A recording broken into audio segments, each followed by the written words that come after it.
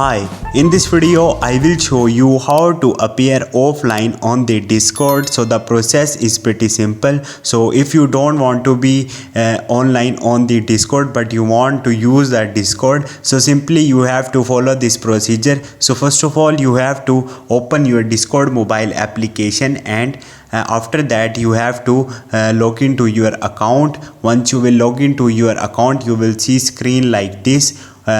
Now you have to click on the three lines on the left top, tap on it, and on the right bottom you will see a profile icon. Now you have to tap on it, and here you will see different options. Simply you have to click on the set status. Right now my status is ideal.